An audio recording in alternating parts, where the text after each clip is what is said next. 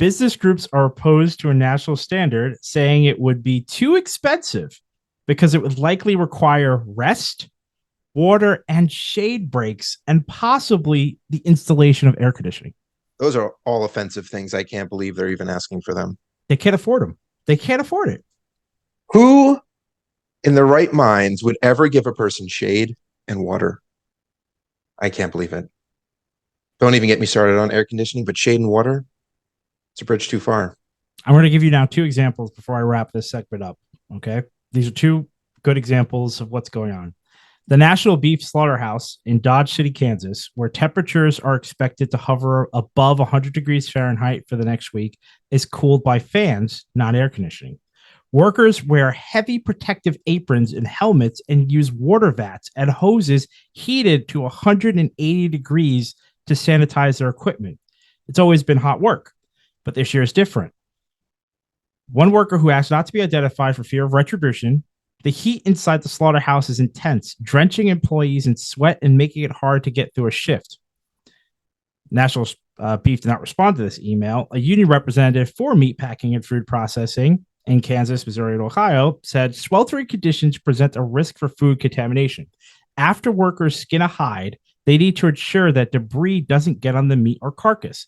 But when it's extremely hot and their safety glasses fog up, their vision is impaired and they are exhausted.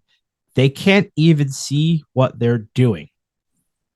So this is like, but again, that's only at risk to our health, not productivity, not pumping out a product.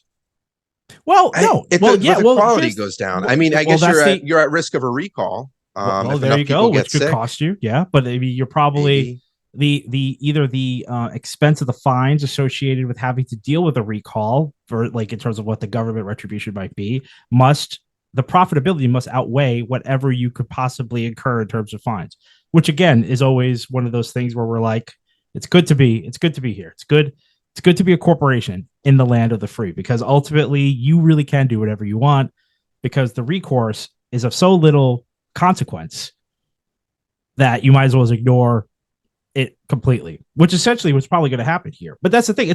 I thought this was such a good example because it shows how it's one thing if you feel bad for a construction worker on the side of the road or these beef workers who are working with 180 degree equipment in 100-degree heat. You're like, this is awful. This shouldn't be happening.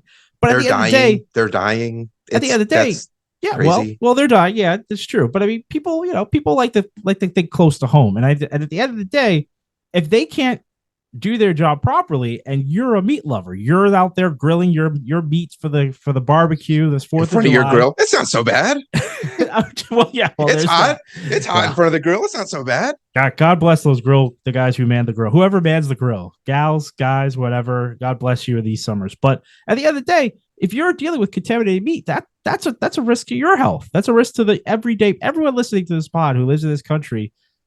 If you eat meat, there is a tangible risk now that you are going to be facing as the temperature continues to climb, and it's going to get greater. It's going to be a greater basically increase to this risk for you that the meat might get contaminated and you will get sick. And some people die from certain types of food poisoning. You should have and I'm just saying, it's a real risk. You should have. I'm on this label kick. We started with the guns, and then what did we do last time with I think it was with climate, carcinogens. We're always talking about these different labels. I want for something like this, especially maybe with food, maybe with anything, maybe products too.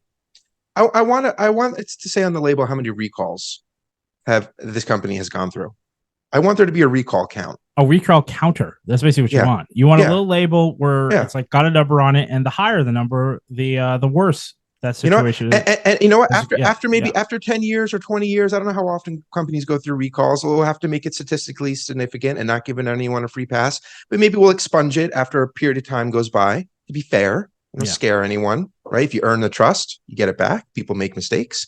But if you're a repeat offender or doing things like this, I mean, that's like an extreme thing. I mean, how can we not just have better laws? I mean, just protect people. If people are dying under these conditions or passing out, it doesn't have to be passing it. I mean, but they are dying. I mean, like it's easy. Yes. They are dying. I mean, it's gotten that bad. And then if you're handling something that could have mass effect on people, don't know, man. This is crazy.